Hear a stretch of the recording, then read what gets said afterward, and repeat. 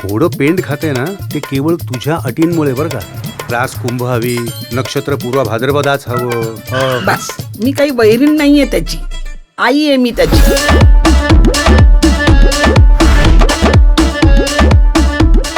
कुंभ राशीच्या आणि तृतीय योग असलेल्या मुलीशी लग्न झालं ना तर माझ्या जितूचा भाग्योदय होणार आहे.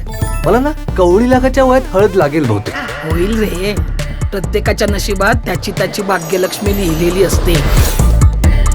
माझ्या अमृताची अट मान्य असेल अशाच घरी माझी मुलगी सून बनून जाणार.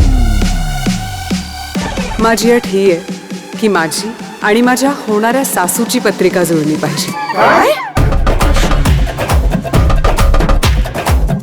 भारत आणि पाकिस्तान यांचे नुसते नकाशे बघून सुद्धा जेवढं वितुष्ट जाणवत नाही त्यापेक्षा जास्त वितुष्ट या दोन्ही पत्रिकांमध्ये आहे.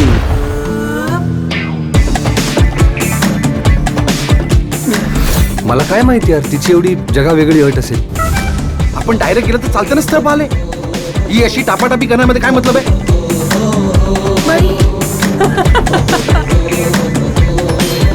अटींचा डोंगर वैरीने स्वतःच उभा करून ठेवलाय. हा डोंगर पोखरून बिन लग्नाचा चित्तच सापडणार.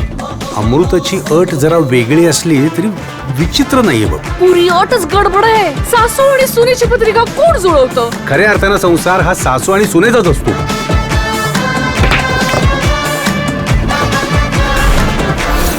ताई मला सांग, कोण ऍक्सेप्ट करेल ग तुझी अशी अतरंगी अट? असेलच ना कोणीतरी जिला मी काय म्हणते ते कळेल. अहो काय तुम्ही बी काकू.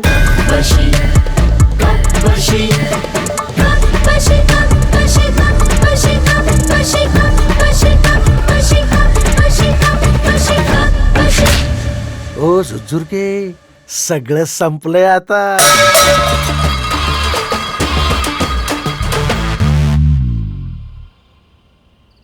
सासू सुनेचं नातं हे कब्बशी सारखं असतं. सून कप तर सासू बशी.